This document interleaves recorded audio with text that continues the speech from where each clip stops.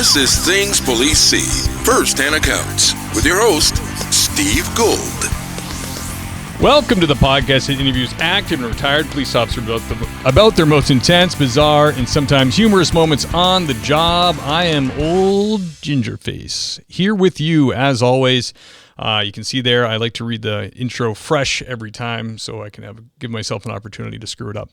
But I'm glad you guys are here. Thank you to all the new Patreon subscribers. The plan is working. I'm offering 2 extra episodes a month, Cops in the News, and people are digging them. They're liking the episodes, and it's they're becoming like free members on Patreon, and they're converting over to paid members. I really, really appreciate that. It's awesome. It keeps the boat afloat. It helps me pay for the costs of the show and my time to do the show. Time I can't put into taking overtime hours, details, whatever. So it's truly appreciated, you guys. Thank you. There's a bunch of different levels you can pick there. But rest assured, the show will remain free.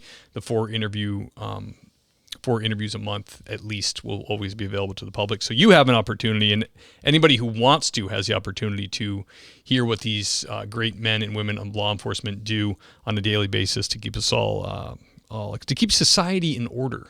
So America was founded on justice for all and liberty for all and all that good stuff. So it involves rules, and people have to enforce the rules. The proverbial hall monitors that nobody likes, that keeps everybody in order so you can live a peaceful and nice life and sleep in your little bed and, not get jacked up. So that's what's going on with the show, guys. Have a great one for you today. Very excited to have this gentleman here. He's got a long career in a busy police department from 1983 to 2020. That's 37 years.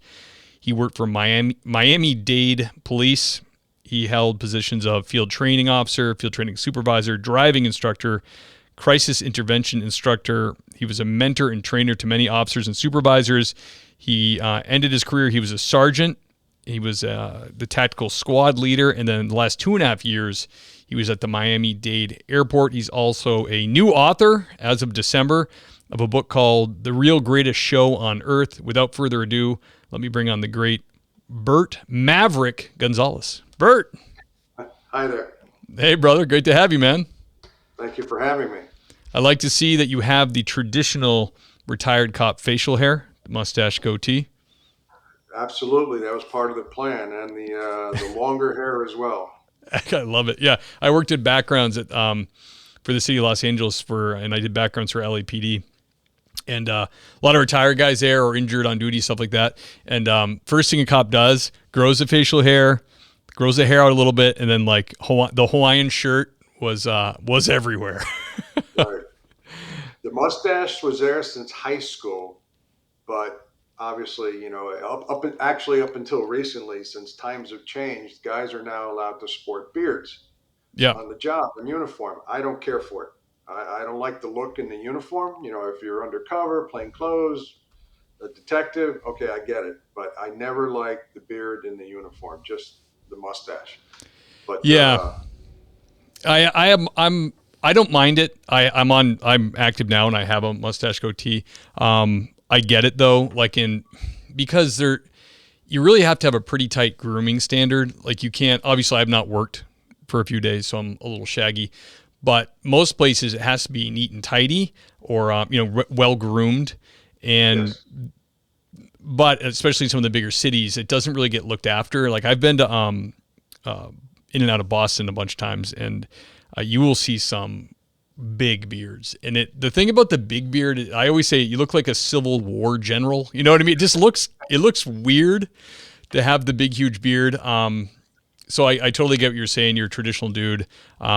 And I've had this discussion on the show before too about the outer carriers versus a traditional duty belt and all that.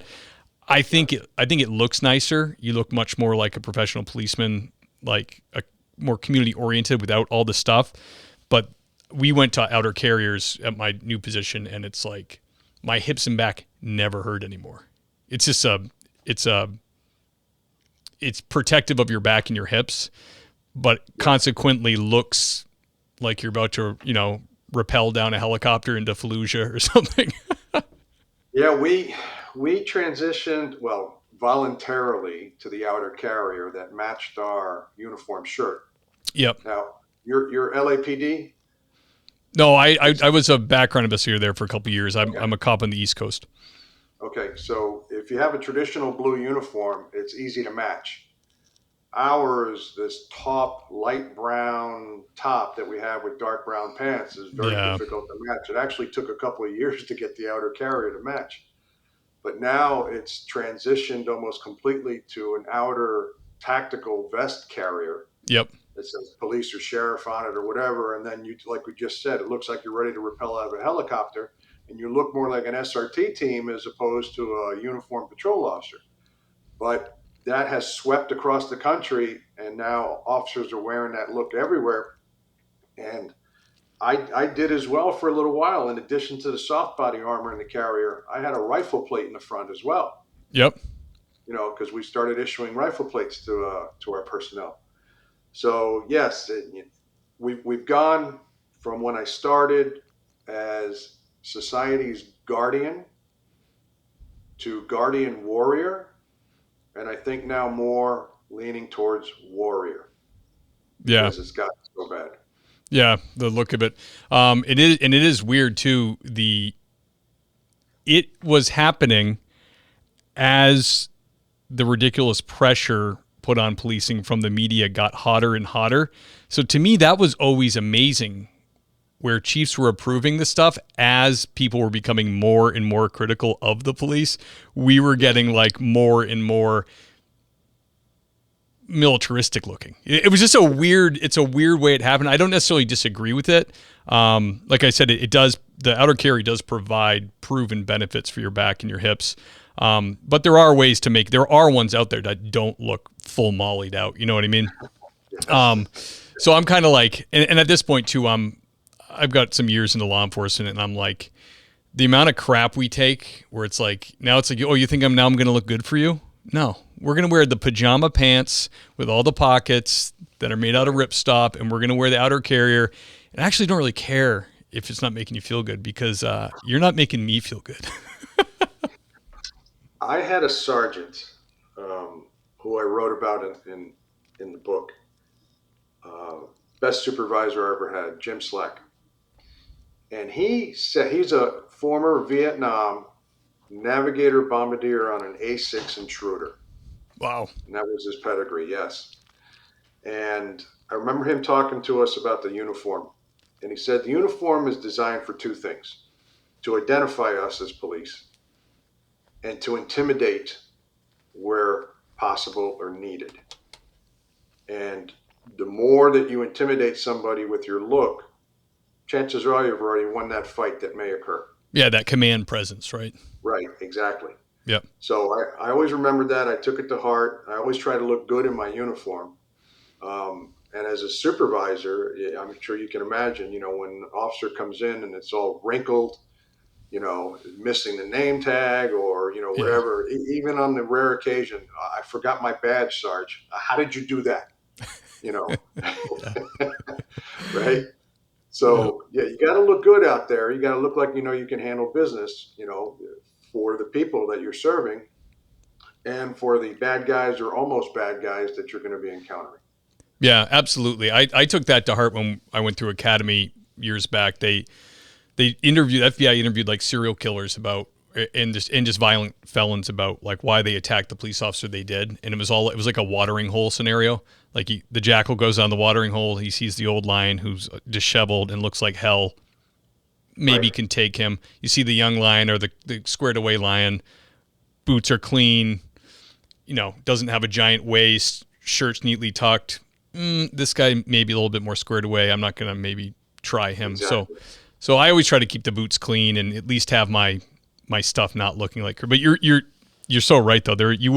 Everybody knows the cop that's the soup sandwich. Like he gets out of his cruiser, the back of the tail of his shirt sticking out the back, and he's got white marks from the skin contact of his hands from where he's touched his uniform too much, but he's been wearing the shirt for 2 weeks, and then and there's food on it, and you're just like, brother, you can't do it, man.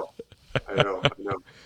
Yeah, man. You gotta look good. Yeah, hell yeah. It's got to be tough too down south, like in Florida, because it is so hot down there, man. It is like unbelievable in the summer. So I'm sure you guys are I'm sure you guys are buying those vent things that hook to your vent and then stick in your vest. One of my old partners, now retired sergeant as well, Dave Ferris, went to Eastern Tennessee, where he became a volunteer firefighter now. Nice. Yeah, Smoky Mountains, baby. I call him Fire Marshal Bill. But he had one of those. But the thing about here in the summer, I always wore the vest under my shirt until we transitioned to that outer carrier for a short time. The vest kept all the sweat on the inside of the shirt. Okay, I peeled it off at the end of the shift. I was completely soaked underneath. But I have to say this. We have a lot of humidity here. That's okay. I've been out to Arizona. My publisher actually lives in Arizona, outside the Phoenix area, and I also have old family friends out there. I'd rather have our heat and humidity in South Florida than 120 degrees in Arizona. Yeah, 120 is. That's the only place. The Southwest is the first place I ever went to where the breeze makes you hot. Like it was 115 and windy, and I'm like, I feel like a hairdryer is on me. You don't feel refreshed. You feel like it's burning you. It's crazy. No. And what I hear people say, and erroneously, well, it's a dry heat. And then I come back with, so is an oven. Yeah. All right. Stick your head in an oven and see how much you like that. I'll take the humidity here because it's also a constant reminder to make you drink. Yeah, it's true. We're out there. They actually close the parks during the summer in the middle of the day. They don't want people hiking in the parks for fear of passing out, heat stroke, and dying. Yeah. So I'll take the humidity here. And then, after November, we have the best weather in the country. So we look forward to that. Hurricanes are over, and we have the good weather. Right. Heck yeah. How did you get the nickname Maverick? So in 1988, I was at war with one of my lieutenants, and I was known for being a bit vocal. I didn't keep my mouth shut when I didn't like something or I saw something wrong. And let me preface this with this. I always did my job really well. My police work wasn't the question. It was that we were butting heads, and in the end, you lose, right? Because they're a supervisor and you're a patrol officer. Right. So I got transferred from Station 5 to Station 3 in 1988, and I landed on that squad, the Midnight Field Training Squad, with the sergeant I mentioned, James Slack. Call sign Pappy, right? So when I got there, the squad all had nicknames from Top Gun, right? And it had to fit your personality. It wasn't arbitrary. Yep. The guy that was really subdued and quiet and everything, he was Iceman. The female in the squad was Mother Goose, right? Because it fit. Yeah. And Dave, who now is the retired volunteer firefighter, he was always happy and jovial. His nickname was Jester. So you could see the pattern, right? Yep. So Pappy was, James was Pappy in charge of the Black Sheep, going back to VMF 214 during World War II with Pappy Boynton. So they had the nickname, the Black Sheep, and then everybody had nicknames from Top Gun. So when I arrived, they said, well, you've been in a little bit of trouble. You have a reputation for doing things your way. You're Maverick. Dude, it's the best one. You won. Well, you know what? I didn't pick it. People are going to say, oh, he's arrogant. He calls himself Maverick. No, it was picked for me. And then it just kind of went from there and became my, alter ego. And then throughout my career, it was Officer Maverick and then Sergeant Maverick. Hence now, Sergeant Maverick in the title of the book and my emails. And now my son, who's a sergeant on the job, BJ, Burt Jr., when people find out that he's my son, the ones that worked with me, oh, you're Maverick's kid. So it's fun. It's been good. That's kind of like how I'm known now. Not to the really young officers, because I have no idea who these guys are. Yeah. They have no idea who I am anymore. But that's how it came about. It was given to me. Yeah, that's fun. That's fun. You guys did that. Yeah, hell yeah. Now you could be Viper and your son could be Maverick if you want to stick. I'm sure they've moved on from Top Gun by now. My son is a lot nicer than me, and he doesn't rock the boat like I did. Gotcha. I'm the one doing the flyby on the tower, or with the admiral's daughter. Okay, I'm the one that got in trouble with my mouth. So. Right. Maybe he'll be Goose, something like that. Yeah. That's funny, man. So Bert, take us way back. Patrolman Maverick, new on the job. Can you recall your first hot call you went to, the first call that really got your blood going? Well, my first day on afternoons with my first field training officer, it wasn't a really hot call, but it was this. We got a call of an alarm with an open door. Very first call right out of the station had a roll call. And in the FTO world, the FTO has the talk with the new rookie. This is what I expect. This is what we're going to do. And if I tell you to do something, do without hesitation, et cetera, right?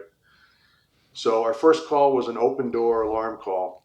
And I remember a German Shepherd running around loose.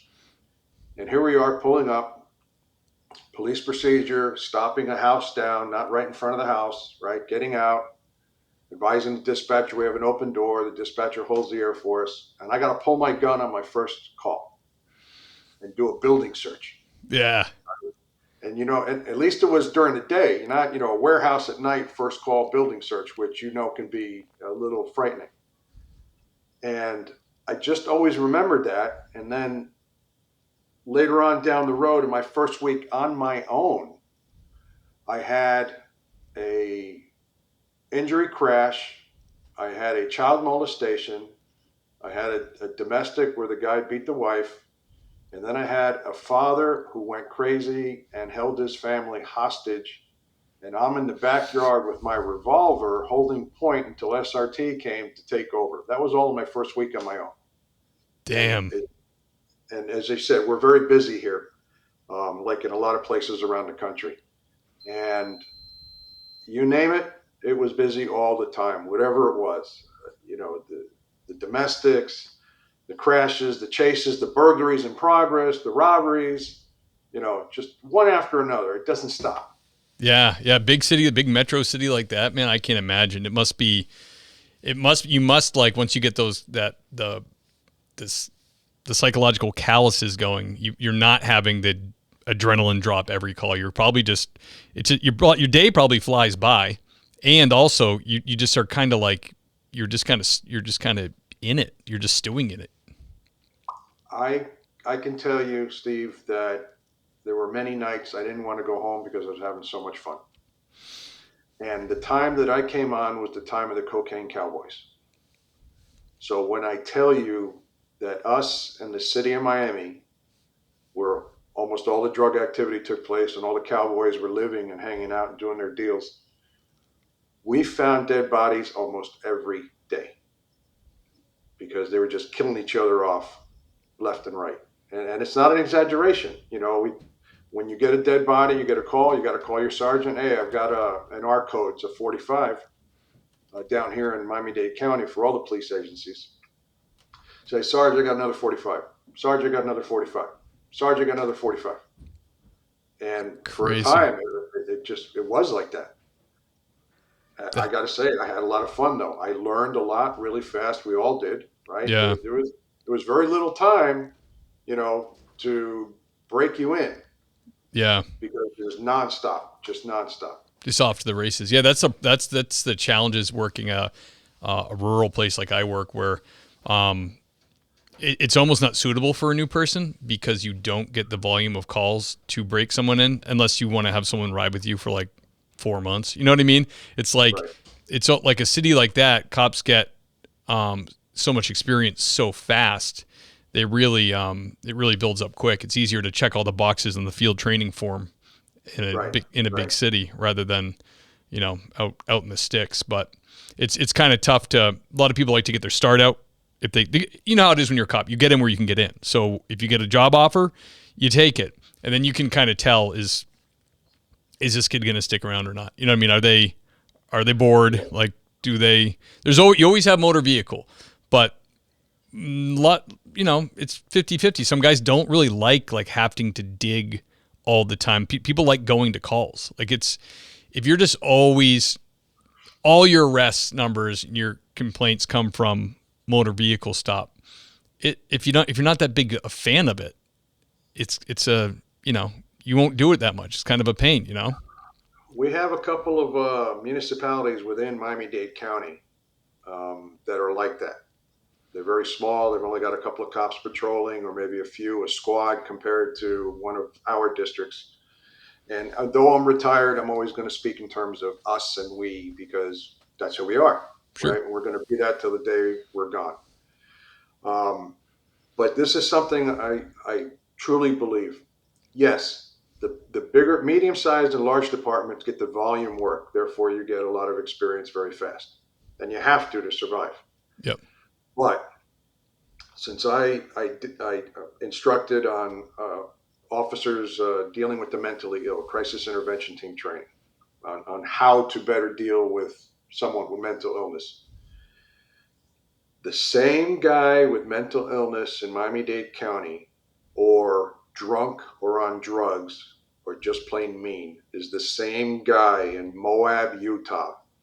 Right. That one officer on patrol encounters. And I've been to Moab, so that's why I'm using it as an example. It's a tiny little place outside of Arches National Park. Nice, quaint little town, all tourist. But since it is tourist, that officer stops that guy that has those problems, and he's in the jackpot, just like here or Los Angeles or DC or Chicago, or it doesn't matter. Yeah, with with no help. Exactly. Yeah. So, kind of like our Florida Highway Patrol, those guys mostly handle crashes and write tickets. In the north end of Florida, where the police departments are smaller, they actually do more traditional police work along with the municipalities and sheriff's departments, because they're the only backup around for a lot of these guys. Yeah. Yes, we're technically the sheriff of Miami-Dade County, though we don't call ourselves that yet. And we got a lot of backup everywhere, municipalities everywhere. So, an officer is 30 seconds to 2 minutes away, almost anywhere. But out there, or up in northern Florida, it's a trooper's your backup, a deputy's your backup, a city officer's your backup. And you're happy to see them. Oh yeah. I've had a few calls where I'm at where backup was like 10, 15 minutes, and they were not a good time to have that little backup. You really got to, be a little bit more careful with what you're doing. It's not mostly a very peaceful place, but then when you're rural and something goes off the rails, you're like, well, damn, this is why I'm getting paid, because this sucks. And it only takes 5 seconds. Right. Yeah. Yeah, absolutely. Bert, can you bring us to a time when you had a strange or bizarre call you dealt with? Strange and bizarre, probably mostly dealing with people with mental illness. I don't know what the rules are for a podcast, whether we use, colorful language or... Yeah, however you... No rules. However you speak it. In my chapter in the book on dealing with mental illness, I have a couple little stories of personal encounters with somebody with mental illness. And my partner, Bill Duclo, and I responded to this townhouse complex where this lady was yelling and screaming in her townhouse, and the neighbors had enough and called 911. Bill and I arrive, and this is afternoon shift, but during the day. And we knock on the door, and the lady meets us at the door with a shirt on and nothing else.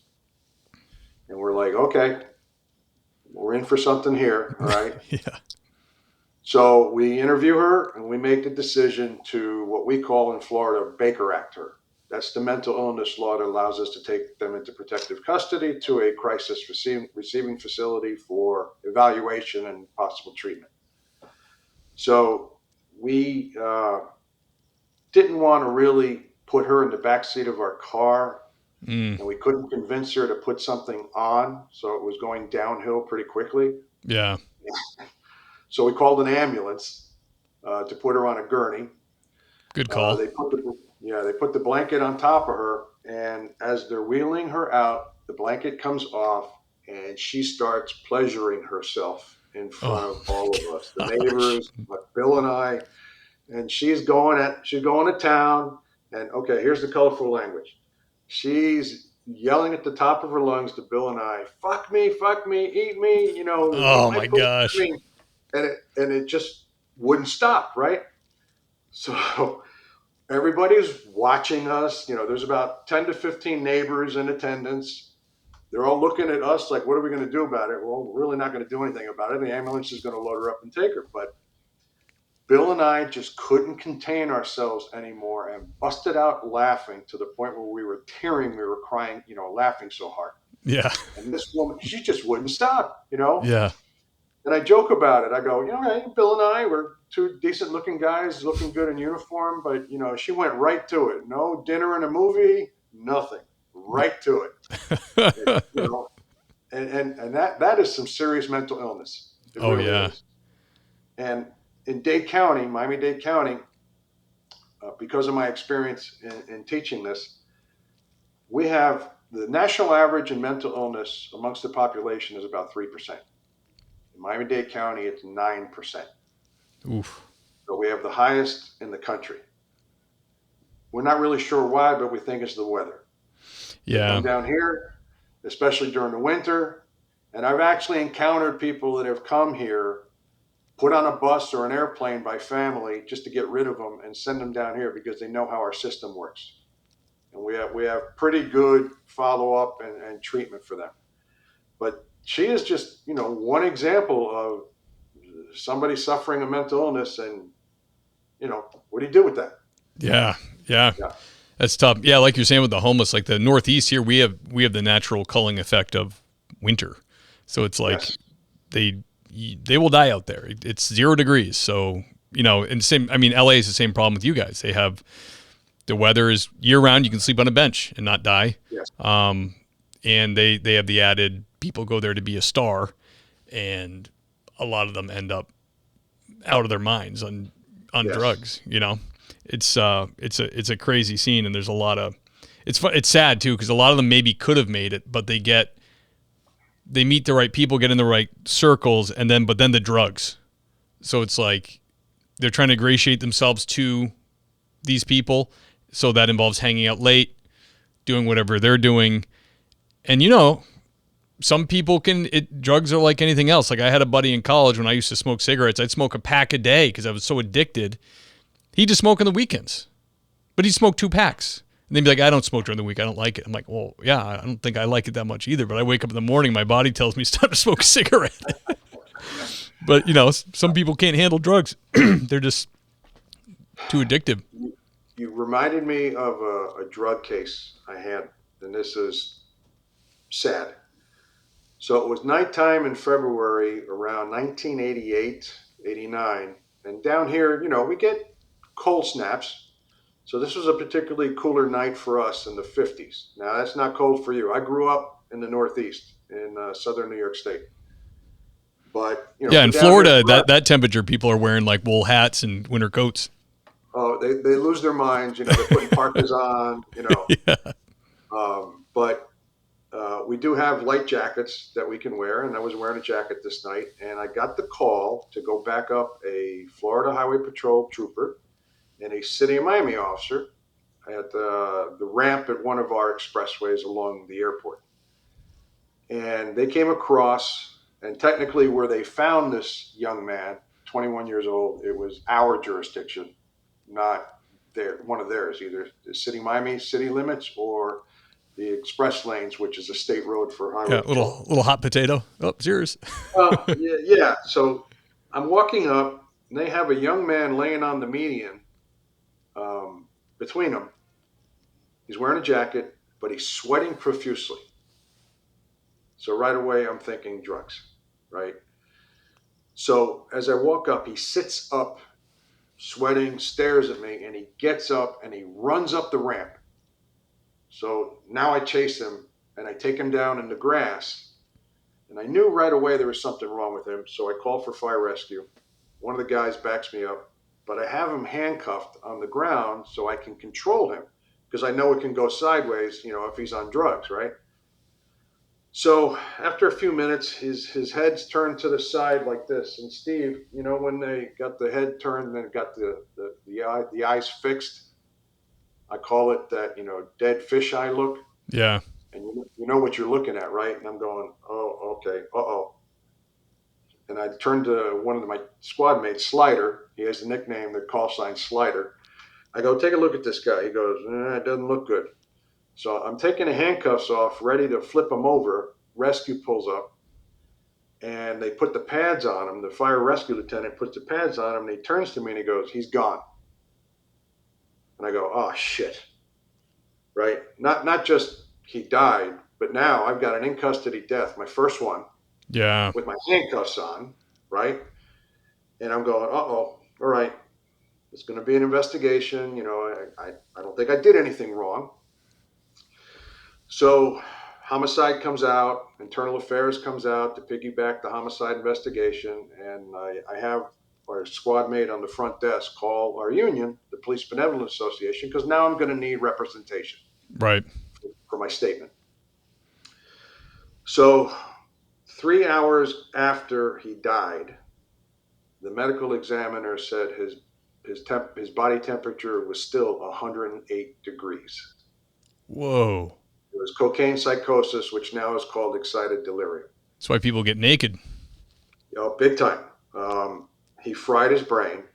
He was a rich kid from Miami Beach and partied too hard, and we ended up finding him, right? And he died with my handcuffs on, right between my legs, right? As I'm waiting for fire rescue. Yeah. I had no intention of arresting him. I knew something was medically wrong with him. And then, it was sad and everything, but cops being cops, and I know you'll agree with this, for the next several months, every time I went to arrest somebody, my squad mates would tell the guy, the last guy that had his cuffs on died. Yeah. Yep. So I go, thank you very much, you pricks, right? Yeah. Those are the cuffs of death. I hope you make it. I still have them. I kept them in retirement. Nice.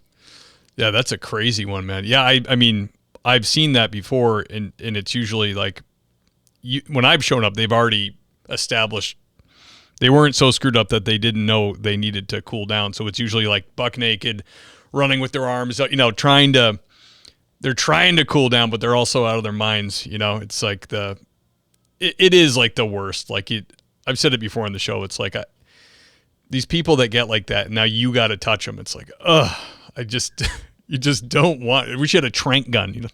There we go. Tagged them. They got spiders crawling all over them, right? Who knows what they're seeing, right? And then, yes, we're the ones that got to put the rubber gloves on and go tackle him. Yep. And fire rescue is standing back there laughing at us, right? Because they know they're going to get the end product after we've taken them into custody. But I got to say that we have a really good relationship with Fire Rescue, Miami-Dade Fire Rescue here, or City of Miami Fire Rescue if we happen to come across each other, or Miami Beach, Coral Gables. Yep. And they'll jump in and help out, even though they're not really supposed to. Right. But they do. And then, one of the things is the taser was created for that by Taser International, now Axion, to take someone, bring them down with the taser, get them into custody really fast so we can get them to fire rescue. Right. For the drugs and alcohol. So, but yeah, those, when you've got to dance with them, and the gloves protect your hands, they don't protect anything else. Yeah, you get that sweaty armpit across your face. Ah! Have you seen that new Taser 10?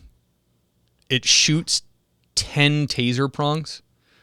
No, I haven't seen that yet. I've only heard about it from other cops because we recently updated ours, and I thought ours were slick because they shoot twice. I'm like, oh, these are cool, 2 shots. Right.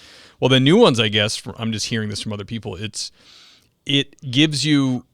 trying to make a connection. So it's like you shoot one, you shoot two, hopefully you get a connection. If you don't get a connection, hopefully the first two shoot a third, fourth, fifth. So eventually there will be a connection because you can just keep pumping darts into them until they lock. It sounds pretty cool. I mean, I can only imagine what these things cost. I mean, we just got just the basic normal updated taser, and they're like $4 $4,000 a piece. And Yeah. and the cartridges are huge money. I mean, it like for smaller agencies, it's like even training on them annually is like, oh my gosh, we got to shoot out these $70 cartridges. Well, even for the big agencies, if let's say Miami-Dade Police with Oh yeah, because that number gets real big with you guys. exactly, well, and we're the eighth largest agency in the country, and that 3,000 sworn in southeastern United States is a big agency. But when you're looking at NYPD, Chicago, Philadelphia, Yeah, LAPD, LA County Sheriff, right? You're talking about really huge departments. They still have to get grants to pay for these things yeah, they're always slow to because roll out on everything. just because it costs so much money. I can't imagine a $4,000 taser. My son just showed me their new radio, a new Motorola radio, Yeah, we got those too. which cost between $7,000 and $9,000 each. Yeah, All GPS. When he was at my house last week, he showed it to me, and right on the screen had my home address.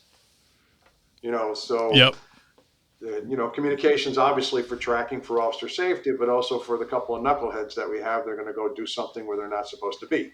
yeah. That's part of it too. So We just got those through a grant. It was you could go not Taser, you could go Motorola, or some towns, cities went Kenwood. They're very similar radios. We always stick Motorola, and it was like a model XTR 6000, and I was like, oh, what does the 6000 mean? And they're like, well, funny enough, the 6000 costs 6,000, and there's also an 8,000, and there's a 10,000. It's like, whoa, and they're built for battle. They're waterproof. They're everything else, but those things do go down. That's the problem when you get them. You're kind of, if one goes down, now the agency's on the hook. You gotta buy a new one. And that's brutal. And when you're talking about 3,000 people, or New York City they were carrying revolvers into like the early 2000s because just buying 30,000 Glocks or whatever, you know what I mean? The price tag on that is insane. we didn't transition ourselves to semi-autos until 1989. So in '83, I had a Ruger stainless steel 4-inch revolver. My academy class was the first to get these revolvers, as opposed to the old blue Smith and Wessons, 357. 38s. Oh, Florida Highway Patrol carried 357s back then. They didn't want us carrying the hotter round. They wanted us carrying 38s. isn't that I hear that from every old school department. They're like, yeah, chief wouldn't let us have they would buy them the 357, but only issue 38 ammo. It's like such a slap in the face. Yeah. The Ruger is a good weapon, but the tolerances were so close that they would heat up during training. The stainless would expand, and then the dirty reload ammo we used for training would jam the guns. So if your agency or other agencies do on firearms training similar to us, when you have a problem with your weapon, you raise your non-shooting hand, right? Yeah, alibi. Shooter. Yep. Yeah. And we were doing that constantly with the Ruger. So 6-8 months after leaving the academy, I bought a Smith & Wesson 686 357. I used the 38 rounds the county gave me, but it never jammed Yeah. because the tolerances were bigger for the slightly larger round.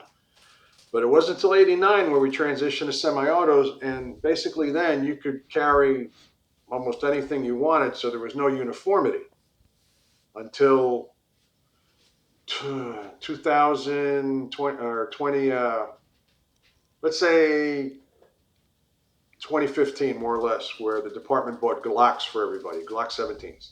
Yep. Great gun. And that it is. And I still, mine sits on my nightstand. No, just because you're paranoid doesn't mean no one's out to get you, right? Right. But everybody had the same magazine. So if you had a problem, you ran out, or Right. a problem magazine, you could throw one to your partner and it would work fine. The idea of he's got a Glock, or he's got a Smith, or he's got a Beretta, and I had a Beretta for a while, which was a great gun, by the way, the 92. Yep. Those are great. Or Sig Sauer. Yep. It just makes sense for everybody to carry the same weapon. And now, we're more up with the times. And then, of course, what came with that was urban rifles. Right. Now everybody's got a rifle. That's what Yep. we're talking about. More of a warrior, more of a soldier now than you were, a patrol officer.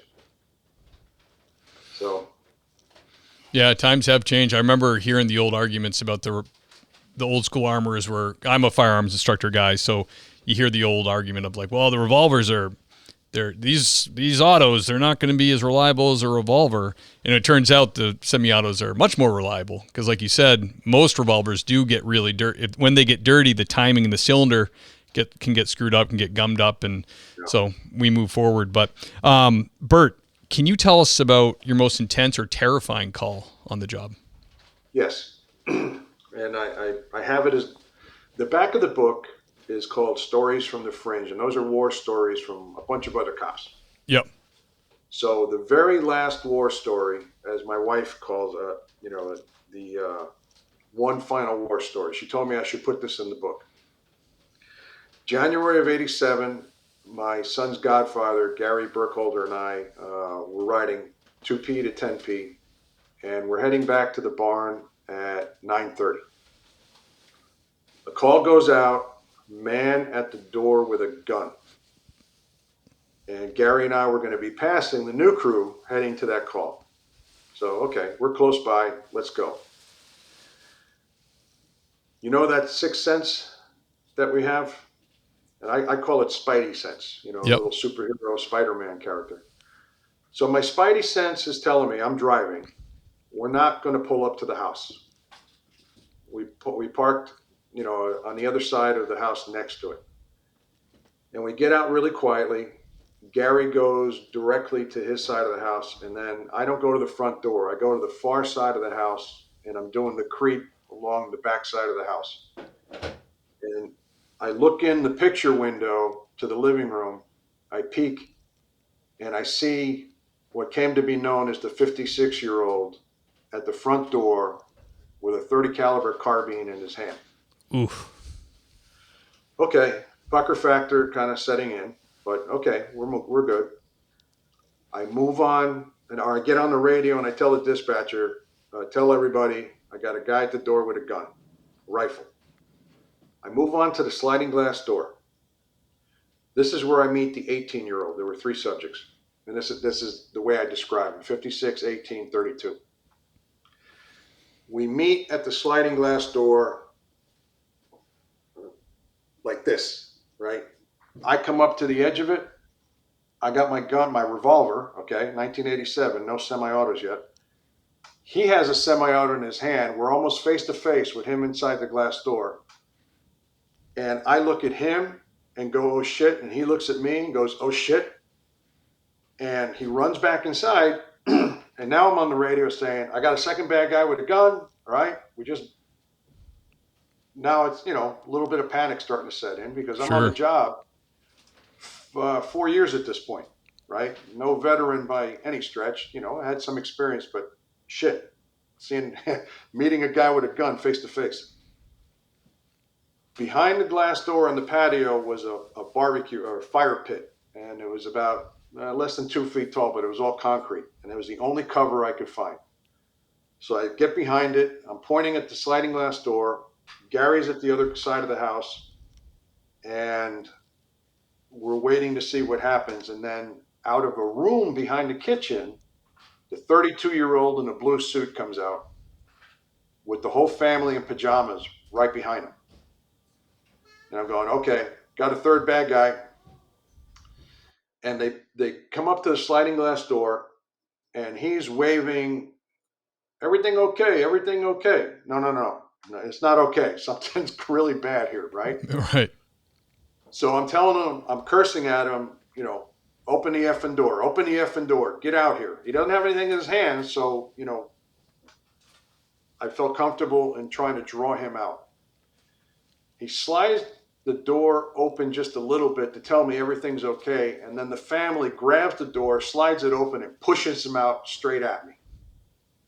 So I run up, I grab him, I put him in the, the hold behind the neck with my gun to his forehead.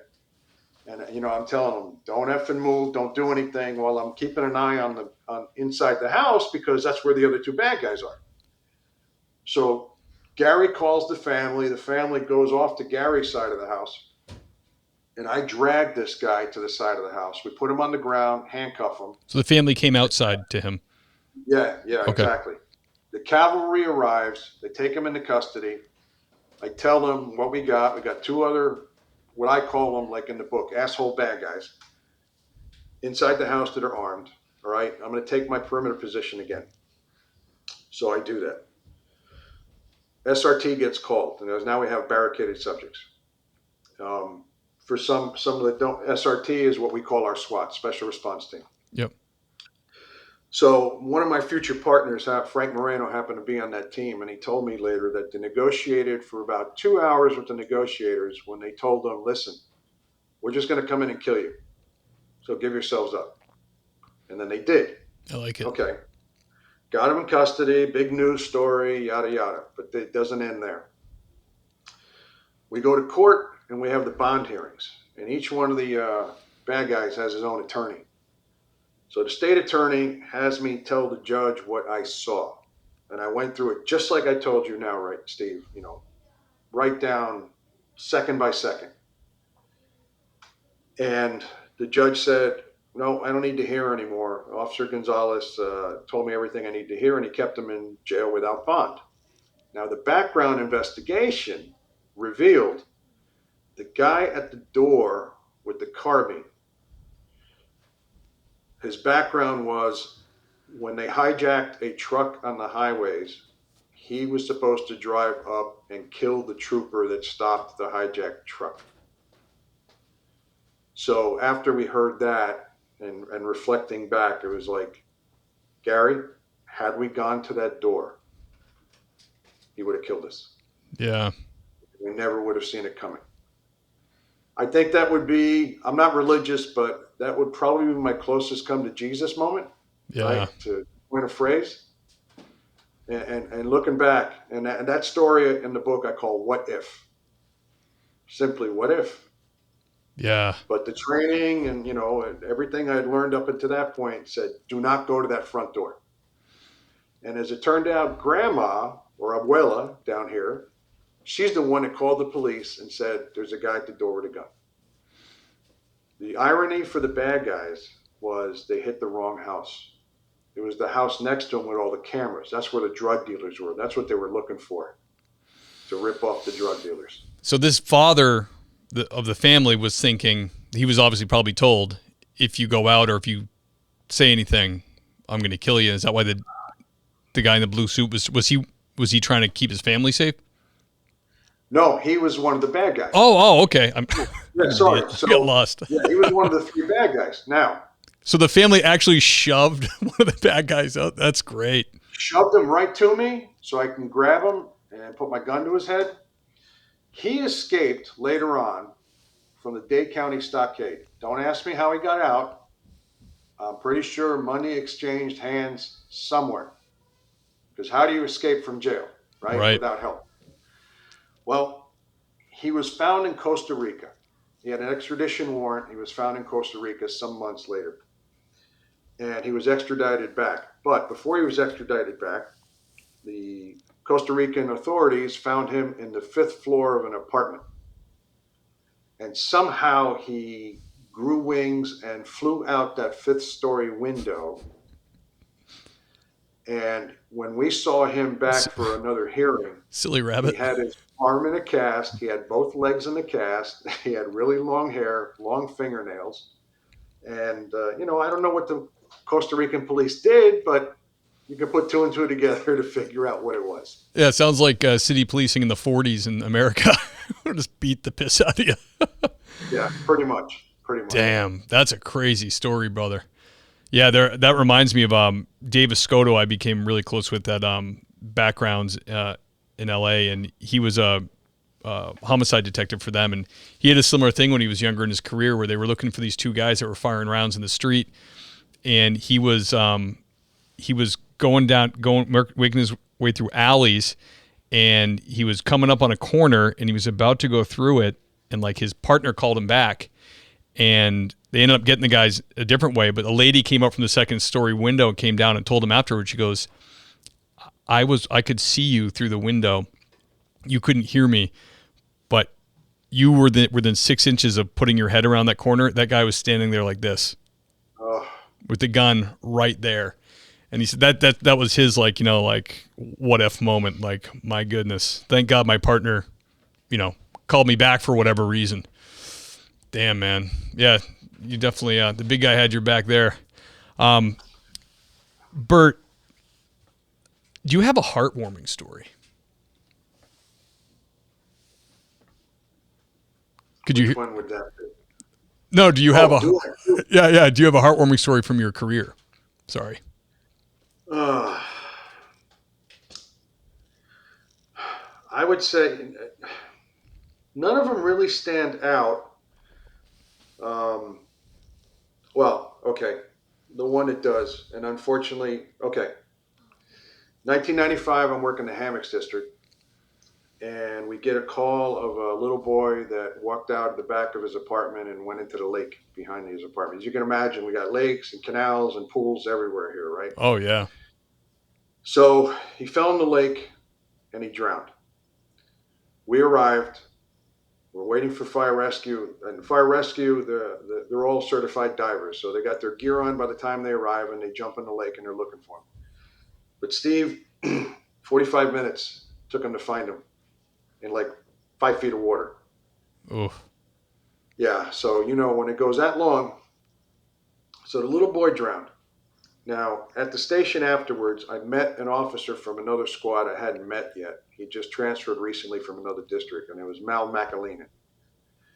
And we were on the scene together. We started talking, and he was crying, right? Because we lost a little boy. Sure. And that's how Mal and I met. Well, the next shift change, we're on the same squad together. We end up riding. Hey, want to ride together? Sure. And then we became inseparable. So we did everything together. We handled whatever call, amount of calls, types of calls, you name it, we did it. So we're parked along the Florida Turnpike in our side of the district, and then it borders the South District of South Dade County. But we're on our side of the district border. And a call goes out of a 3-year-old that drowned right on the other side of the turnpike, which is inside South District. And Mal and I look at each other and go, oh shit, we're right here. I mean, we were literally blocks away. We would have beaten the South District units there. So I put it in drive. We hauled ass over there. We get there. The mother had pulled the little boy out of the pool, Christopher Hill. Right away, we started CPR. I was breathing. Mal was doing compressions. Rescue arrived. They took him to the hospital. They got him to Miami Children's Hospital, which is the children's hospital in Dade County, the specialty for the kids. Christopher lived because of what we did.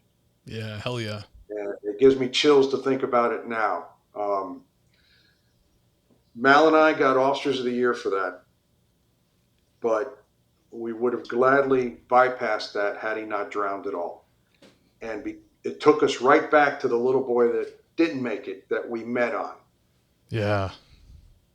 And that's the story I tell. I eulogized Mal. He died later on of a gunshot wound by his backup officer. Long, sordid story. Oh. And then he developed a neurological disorder a bunch of years later, akin to Lou Gehrig's disease. And we have at Tropical Park, we have the law enforcement memorial here for all of Dade County and for all the agencies, including any federal agencies that lost officers. So everybody knew the people that were in charge of my relationship with Mal, so they asked me to speak on his behalf when he was enshrined in the Wall of Honor.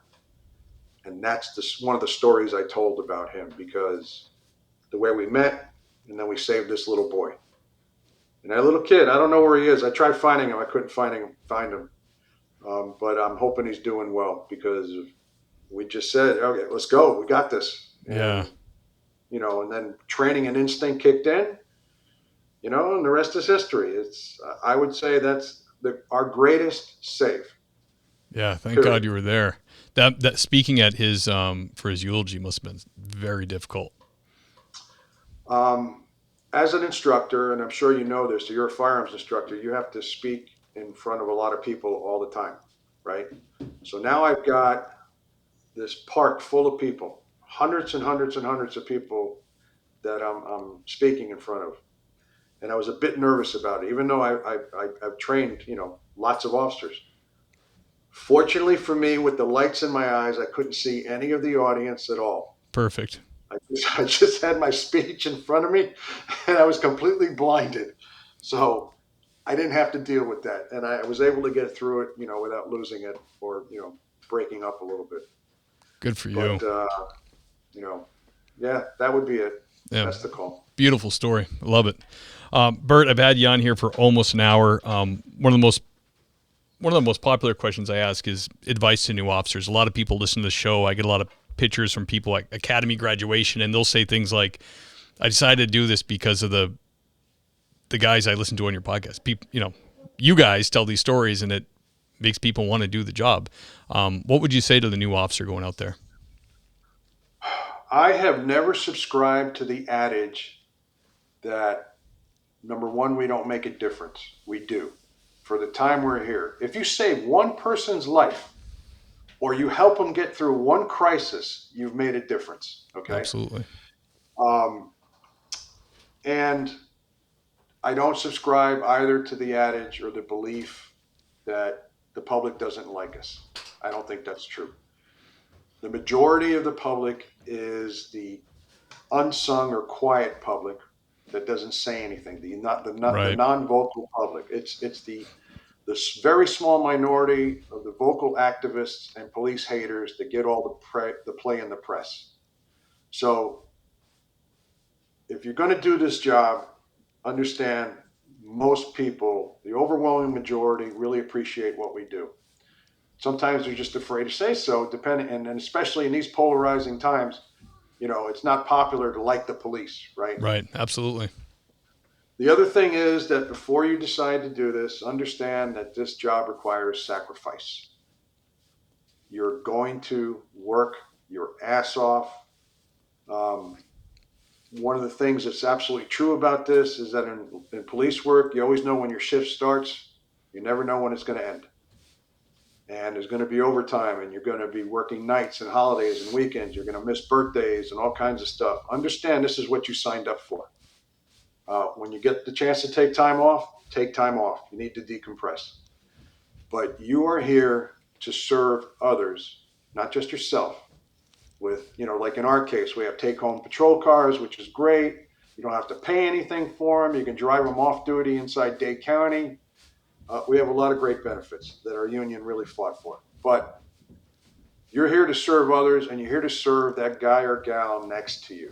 It's about being a team and working together. Don't ever think that you are unique, because you're not. We're all the same. You work together, and you've got to do the job together. But really, this job is going to take its toll on you. And seek help when you need it. Don't be macho. Don't be tough that I don't need any help and I can find, in a bottle my relief. It's not going to work. I like to drink. I like beer. I like bourbon, but that never solved anything, only for a few minutes. Right. But understand, you got to work at this. It's going to require sacrifices on your part. And when I look back, I had very high ups and very low downs. But the whole body of work, I'm very proud of what I did, what we did together, and what all of us everywhere continue to do. Where that the old adage, the cliche, just like on your screen behind you, that thin blue line between civility and chaos. Yeah, that's who absolutely. we are. Absolutely. Yep. Words of wisdom. Thank you, sir. That was excellent. So, Bert, The Real Greatest Show on Earth, your book you released in December. What was the impetus for writing it? Other than the fact that you clearly have wild ass stories. Well, during my career, and as I talk about in the book, I am not unique in this. This happens to all of us anywhere. During my career, I've had a lot of civilians say during my encounters, with all the things you guys see and do, you should write a book. And as I started getting near the end of my career, I go, you know what? let me give this a try, see if I can do this. So I started coming up with the idea of how it had to be, and the underlying theme that comes to me for all of us is that out there is a circus, and we are the ringmasters, right? We have to Yep. tame the lions and the tigers and all that, and the clowns. Let's not forget the clowns, right? Right. So I carefully thought about it, and I picked the things I wanted to talk about, and the book had to be the absolute unfiltered truth about policing in America, the good, the bad, the ugly. Because we don't walk on water, even though sometimes we may think we do. Right. And we make mistakes, and we're flawed like anybody else. But this is an expose about policing in America, not the stuff that, agency heads want to tell everybody and everybody's pristine and there's no strife and, everybody's trained properly. No, it doesn't work that way. And it's a how-to guide for politicians, media, especially very liberal media that throw us under the bus at every chance they get, activists, but for civilians, so they can understand what we do, how we do it, why we do it, and why things happen the way they do in police work. And this is a question that I ask civilians when I'm speaking to them, when they're asking me about the book or just in general terms. When you see a police involved incident on TV involving use of force or deadly force, does it look ugly? And by and large, almost everybody says, oh, yeah, it looks really bad. I said, yes, absolutely. Use of force looks bad. But you have to ask yourself, how did they get there? How did that end up? How did it start? Right. The media is going to edit and crop and give you what they want you to see, right? Because if it bleeds, it leads, and if it burns, Sure. it earns, right? Yeah, be a little curious. Dig deeper. Yeah. So you have to understand how the officers arrived on the scene or they stopped that car and everything went sideways in a matter of seconds. And they've got to make split-second decisions. Have we had guys go too far? Absolutely. It's happened. It will happen again. But this is who we are. And I talk about, the training that we go through in the academy. When you're out of the academy, the FTO phases, field training phases, running threes, what we call threes, lights and sirens, getting in chases, although we don't get a lot of chases anymore down here because it's very restrictive now because it was too dangerous, and that's absolutely true. It's just too dangerous. Right. Except for forcible felonies. I have and my chapters are not called chapters. They're called acts, like a circus act. And then the sub-chapters within each act is called a scene, like a theatrical scene. So I maintain that theme throughout the book. Oh, cool. And throughout the book, I keep talking about us, fire, and the military. Us, fire, and the military. Because we're all cut from the same cloth. And we all work together. We're all the same animal, so to speak. I have a chapter on use of force, dealing with the mentally ill, TAPS, the loss of a colleague. That's the title of that chapter. Court, another circus. I have a chapter on court called Another Circus. I have a chapter called The Brass, the good, the bad, the idiotic, and hypocritical. I praise those leaders, great leaders we had, and the other ones I throw under the bus because like I told you at the beginning, I cannot suffer stupidity, dumb decisions, lack of leadership, decision making. I just can't do it. And I have to say something. And it's cost me a lot over the years, believe me. You know that administrators don't want to hear anything. Right? Oh, yeah. Just go do that. I have a chapter on millennials, the next generation. And I talk about the difference in our generations and our work ethics and things like that, where I first throw them under the bus and then I praise them for being more accepting than my generation. They're more accepting, like my son, of people.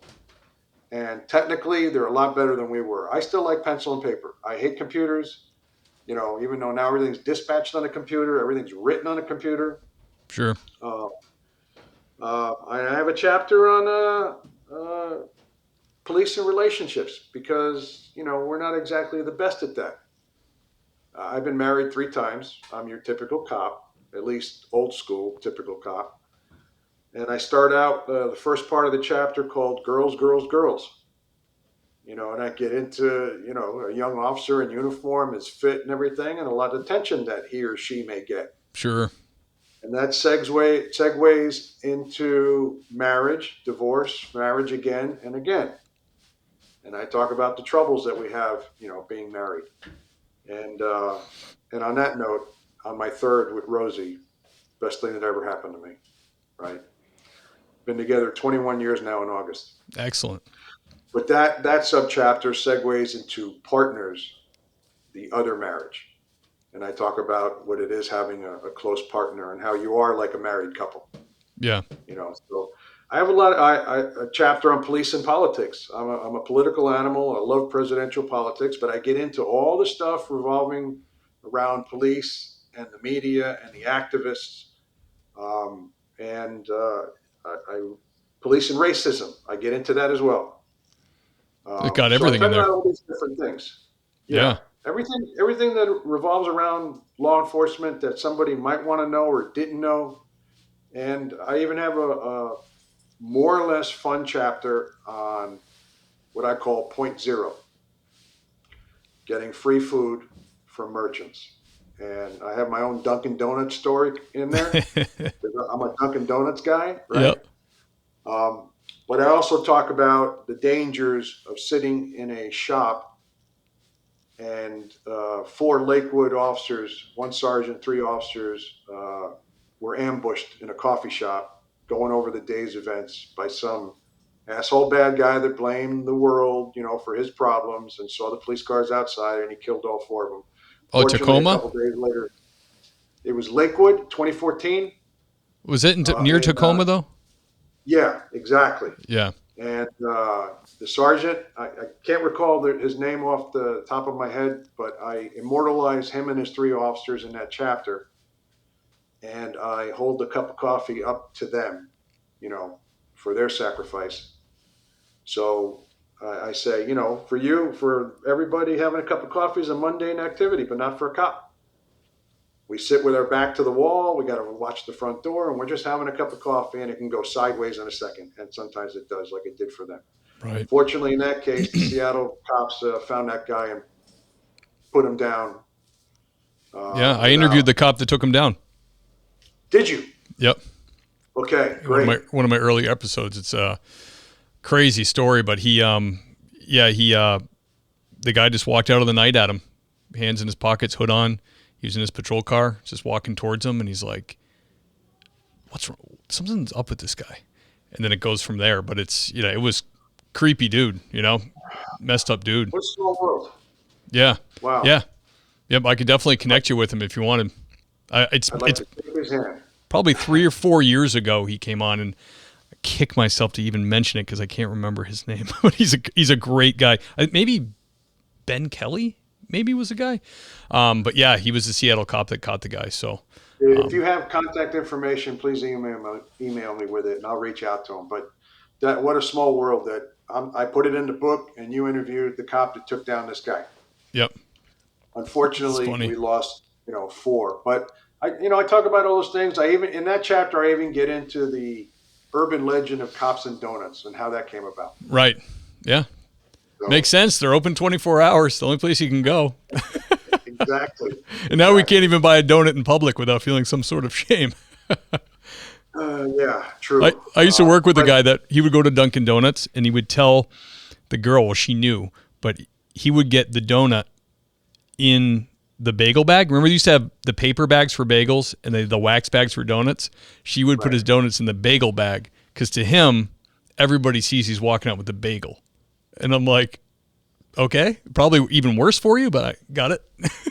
Yeah, that's funny.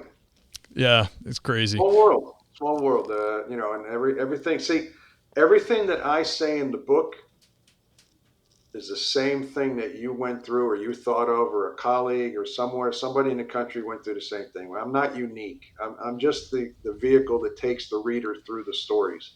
Sounds great, man. How police work really is. I can tell you got a lot of stories in it. You saw a lot. I have to have you on for a part 2 down the road. Anytime. It's my pleasure, and I'm very happy that you accepted my when I reached out to you to just to talk and try to get the book out. I see these guys. They're a corrupt politician does something, he writes a book, and he's got a bestseller. I don't get it, right? I know. And my publisher tells me, well, you don't have a name. You just got to wait. It's a marathon, not a sprint.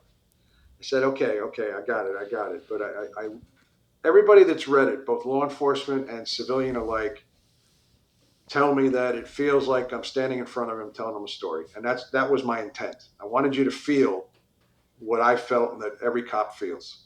Yeah, you can tell it's going to be an easy, well written. You're a good communicator. You tell stories really well. Like, it's going to be a really, really good book. I'm going to put the link to your book in the show notes. I'll put it on the website. Whatever else links you give me. So people who are listening now, the audience for this podcast is all pro law enforcement or they're cops themselves. So it's a perfect people to hear about it. If they want a good read, they'll be able to find it right there. And I invite the reader, police, fire, and military. At the end of the book, I have a link in there, or my website, bertscopbook.com, and that's BERTS copbook.com, to send me war stories.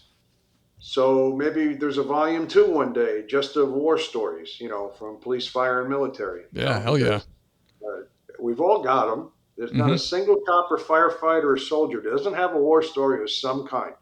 And when I've heard in the past, well, I've never taken my gun out of my holster. Well, you haven't done police work, pal.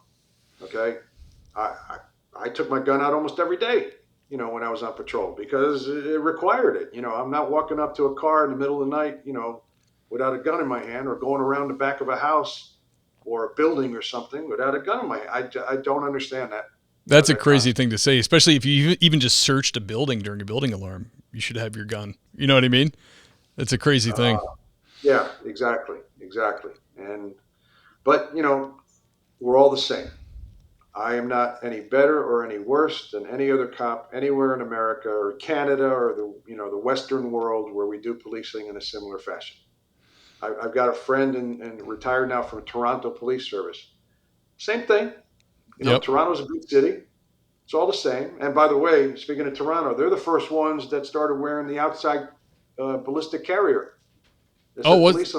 Yeah, I know. I know that like England and stuff.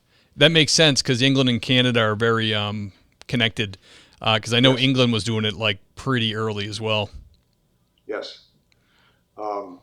But we're all the same. We're cut from the same cloth. And that whenever you've traveled and you run into cops from other jurisdictions, I'm here on vacation. Oh, how you doing? Where are you on the job? Like, especially in the Northeast. Oh, I'm on the job over here, or on the job over there.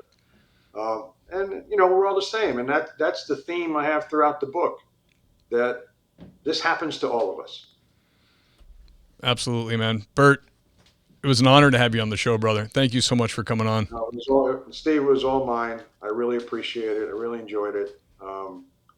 So thank you again. Of course. I'm going to do the outro here. It takes like 2 to 3 minutes. Can you hang on for a sec? Yeah, absolutely. All right, great. Ladies and gentlemen, the great Bert Gonzalez, better known as Maverick.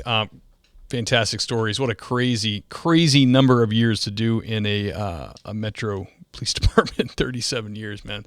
It was great. I'm going to put the show in the show notes, like I've been saying. There'll be a link to his book and to his website. You can submit your own war stories. Maybe they'll end up in print. That'd be friggin' awesome. This is a time in the show when I thank the Patreon sergeants. Actually, I got to say the Patreon captain, lieutenant, and sergeants.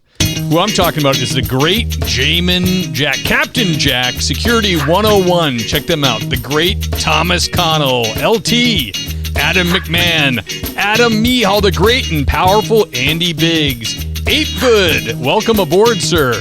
Ben Peters, Bentley Barnett, Brad Thompson, Dan Carlson from Burley Boards. Check him out on Instagram, amazing woodworker. Chris June, the great Clark Luckhuff, the great Dave Elman, Darius Carrasquillo, everybody, Detective Nick Adams, Doug and Kelly Newman. Love you guys. See you at church. Elliot Sykes, the great Gary Steiner, George Kariotis, Greg Gadboy, Watch my mouth. J.A. family, thank you. Jake Pinedo, the great Jake Pinedo. James Rose, everybody. The great Jason Labrie. Jason Lau, everyone. Jessica King. John Shoemaker. Justin King. Kyle Roberts, ladies and gentlemen. The great Lauren Simpson. The handsome Lane Campbell. Michael Roach from Roachbot. Check them out. AI Wiz. Iceman from Motorcop Comical. Check out his podcast. Nancy Hammond. Paul Maloney. Richard Tolles. Keep on Truckin' Brother. Saucer McNabb. The great Scott Minkler. Scott Young. Sean Clifford. Seth Wright. Sheriff Ronald Long, everybody. The great Tammy Walsh. Tony Fahey. William James Long. That's Deputy William James Long to you. Zach Haney. Zachary Pleat. And the great George Tessier. I'll see you at church, brother. Woo, guys. The list is getting long, and I love it. Thank you so much. The Patreon is really amazing. I've been doing this for 5 years, and for probably the first 3.5, 4 years, just doing it because I want to it was part of my mission to get the message out for these men and women in law enforcement. The fact that I even get anything from it, to me, is a huge blessing, and I really, really appreciate that. So I will see you guys next week. I love you.